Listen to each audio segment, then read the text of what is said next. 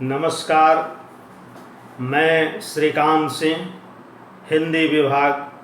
College of commerce arts and science, Patna. मित्रों, पिछली वार्ता में हम लोगों ने हिंदी भाषा के उद्भव और विकास पर कुछ विचार विमर्श किया था। आज की वार्ता में हम लोग हिंदी भाषा को कुछ ऐतिहासिक तथ्यों के आलोक में और कुछ व्याकरणिक तथ्यों के आलोक में समीक्षित व परीक्षित करने की कोशिश करेंगे। पिछली वार्ता से यह बात स्पष्ट हो चुकी है कि हिंदी का जन्म सहसा नहीं हुआ था, अकस्मात नहीं हुआ था, तुरंत नहीं हुआ था। हिंदी भाषा धीरे धीरे बन रही थी, बनने की प्रक्रिया में थी और उसी के समानांतर अपभ्रंश भाषा धीरे धीरे बिगड़ रही थी, विकृत हो रही थी, समाप्त होने की प्रक्रिया में थी। और ये जो बनने और बिगड़ने का काल है, उसी को हिंदी साहित्य के इतिहास में इतिहासकारों ने संधि काल और संक्रांति काल की संज्ञा दी है। एक भाषा समाप्त नहीं हुई है, दूसरी भाषा अभी तक आई नहीं है, और यह समाप्त न होने और दूसरी की पूरी तरह आगमित नहीं होने का जो काल है, यही संधि काल है। इस काल में न शुद्ध अपभ्रंश का साहित्य परिलक्षित होता है, न शुद्ध हिंदी का साहित्य परिलक्षित होते नजर आता है। तो भाषा की दृष्टि से हम इसे मिश्रित भाषा का काल कह सकते हैं। यानी एक ही रचनाकार अपनी रचना के धरातल पर एक ही रचना में अपभ्रंश भाषा में भी अपनी साहित्य रचना कर रहा है, और वह बीच बीच में हिंदी को भी, हिंदी के शब्दों को भी ला रहा है, और इस तरह से रचनात्मक कार्य हमारे सामने आता है। तो अपभ्रंश और हिंदी का यह समन्वय, यह मिलन बहुत दिनों तक चलते रहता है। और इसीलिए चूंकि शुद्ध अपभ्रंश भी नहीं है, शुद्ध हिंदी भी नहीं है, तो इसीलिए विद्वानों ने शुरू की हिंदी को पुरानी हिंदी के नाम से, अथवा प्रारंभिक हिंदी के नाम से,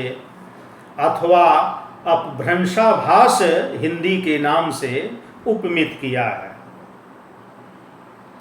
एक बात और इस संदर्भ में ध्यातव्य है कि ये जो हिंदी भाषा रूप और आकार ग्रहण कर रही थी, इसमें अपभ्रंश के भी शब्द हैं, इसमें जनसाधारण की जो उस समय भाषा थी, जो लोक भाषा थी, या प्राक्रांतर से कहें जो क्षत्रिय बोलियां थीं, उसके भी शब्द हैं,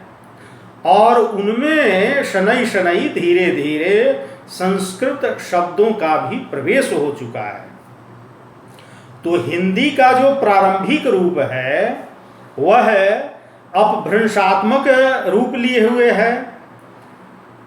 जनसाधारण के शब्दों का संयोग है उसमें, और उसमें संस्कृत के भी कुछ शब्दों का प्रवेश हो चुका है। यानी बड़ा ही समन्वित रूप, या कहें कि मिश्रित रूप भाषा का दिखाई दे रहा है। और यह स्थिति एक दो वर्ष नहीं, बल्कि कई सौ वर्षों तक रही। भाषा के इतिहास को जब हम देखेंगे, उस पर नज़र दौड़ाएंगे, तो ये स्थिति बहुत दिनों तक दिखाई देती है। मित्रों, इस संदर्भ में एक बात गौरतलब है कि आखिर कौन सी घटना घटी अथवा ऐसा क्या घटित हो गया कि अपभ्रंश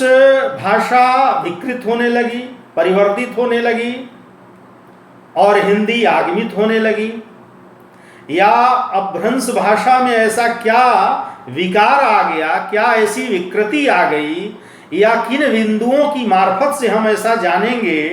कि अपभ्रंश भाषा अब धीरे धीरे विदा हो रही है और हिंदी भाषा धीरे धीरे अपना रूपाकार ग्रहण कर रही है। तो इस वर्ग से हम लोग कुछ व्याकरणिक बातों को ध्यान पथ में लाएंगे। पहली बात है क्षति पूरक दीर्घीकरण, यानी जब हाथ, जब काम, जब धाम, जब काज, आंख, कान, 8, 7 इस तरह के शब्द परिलक्षित होने लगे, यानी हथ का जब हाथ हो गया, सप्त का 7 हो गया, अठ का 8 हो गया, अक्खी का आंख हो गया, काज का काज हो गया, दूध का दूध हो गया, तब समझिए कि उसी समय से अपभ्रंश भाषा का विलयन या रूपांतरण हिंदी भाषा में होने लगा। क्षति पूरक दीर्घीकरण का आशय यह है या निहितार्थ यह है कि हथ का जो विवरण है ह तथा संयुक्त, तो इसके बीच का जो आधा त है अर्थात त हलंत है, उसकी क्षति हो गई, वह विलोपित हो गया, वह हट गया,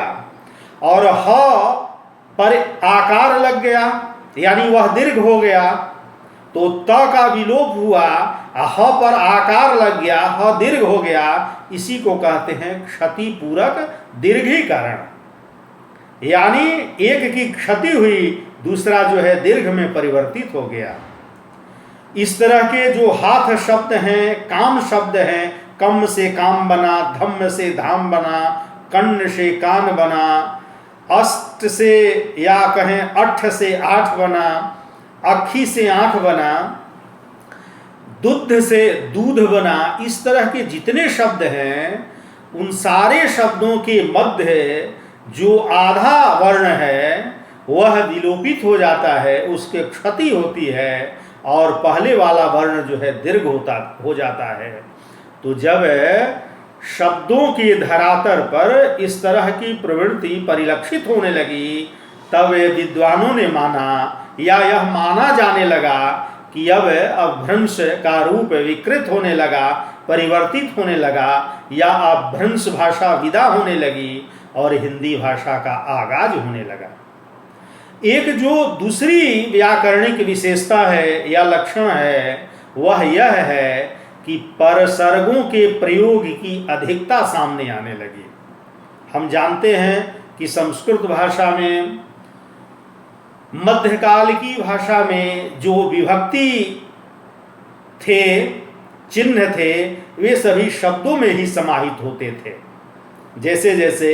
हिंदी का प्रारंभ हो रहा है वैसे वैसे ये विभक्ति चिन्ह जो हैं, ये जो परसर्ग हैं, वो अलग से लगने लगे। जैसे हमारे यहाँ विभक्ति चिन्हों की संख्या 8 है, ने, को, से, में, पै, पर, के लिए, का, के, की, रा, रे, री, ये सारे विभक्ति चिन्ह हैं। तो जब ये शब्दों के अलग से लगने लगे तब माना जाने लगा कि अब हिंदी का रूप जो है वह विकसित हो रहा है, और ये रूप तब हमारे सामने आता है जब अपभ्रंश भाषा का समापन हो रहा है और उस अपभ्रंश भाषा का हिंदी में विलयन हो रहा है। तो इस तरह की प्रवृत्ति जब दिखाई देने लगी तब माना जाने लगा कि हिंदी का आगमन शुरू हो गया है। एक और व्याकरणिक विशेषता है, लक्षण है, वह है तत्समीकरण का। अपभ्रंश अवस्था में या कहें मध्यकाल की अवस्था में संस्कृत शब्दों का लोप हो चुका है। संस्कृत शब्द रूपांतरित हो गए हैं पाली प्राकृत अपभ्रंश भाषा में, और उनसे शब्दों का एक नया रूप सामने आ चुका है। हिंदी भाषा में पुनः तत्सम शब्दों का प्रयोग, या प्रकारांतर से कहें संस्कृत निष्ठ शब्दों का प्रयोग जो है शुरू हो जाता है। वह बहुलता में दिखाई देने लगता है, और जब इस तरह के लक्षण सामने आ जाते हैं तब हम लोगों ने ये मानना शुरू किया कि अब हिंदी भाषा का विकास शुरू हो गया। तो मैं ये कह रहा था कि ये जो ऐतिहासिक स्थिति है हिंदी भाषा की, या व्याकरणिक स्थिति है कि हिंदी का जन्म हुआ तो सहसा नहीं हुआ, धीरे धीरे अपभ्रंश भाषा समाप्त हो रही है, धीरे धीरे हिंदी भाषा आ रही है, और जो समाप्त होने और आने का जो समय है, काल है, वही संधि काल और वही संक्रांति काल है। और इस काल में भाषा का जो तेवर और मिजाज दिखाई देता है वह मिश्रित भाषा का तेवर और मिजाज है। उसमें अपभ्रंश भाषा के भी शब्द हैं और आती हुई हिंदी भाषा के भी शब्द हैं, और अचानक जो भाषा में परिवर्तन हुआ, हालांकि भाषा के क्षेत्र में कोई अचानक परिवर्तन नहीं होता ऐसा कह सकते हैं, तो ये परिवर्तन भाषा के उस धरातल पर दिखाई देता है जब क्षतिपूरक दीर्घीकरण, जैसा कि अभी हम लोगों ने उल्लेख किया, और परसर्गों के प्रयोग की अधिकता और तत्समीकरण की प्रवृत्ति, संस्कृत निष्ठ शब्दों का प्रचलन जब शुरू हो गया भाषा में, तब हिंदी भाषा की शुरुआत उसी समय से माना जाने लगा। तो ये जो संधि काल है या संक्रमण काल है, या एक तरह से मिश्रित भाषा का काल है, वह अपने आप में बड़ा ही रोमांचकारी है, और यह एक दिन का संयोग या समन्वय या चलने वाली प्रक्रिया नहीं है, यह सतत रूप से बहुत दिनों तक प्रक्रिया चलती है। और जब उसमें क्षतिपूरक दीर्घीकरण, परसर्गों के प्रयोग की अधिकता और तत्समीकरण की प्रवृत्ति परिलक्षित होने लगी, तब उसी समय से पुरानी हिंदी ने, प्रारंभिक हिंदी ने या अपभ्रंशाभाष हिंदी ने एक नया रूप अख्तियार करना शुरू किया, और उसे ही हम आज की भाषा में हिंदी कहते हैं, और आज की भाषा में हम उसे मानक हिंदी कहते हैं। धन्यवाद।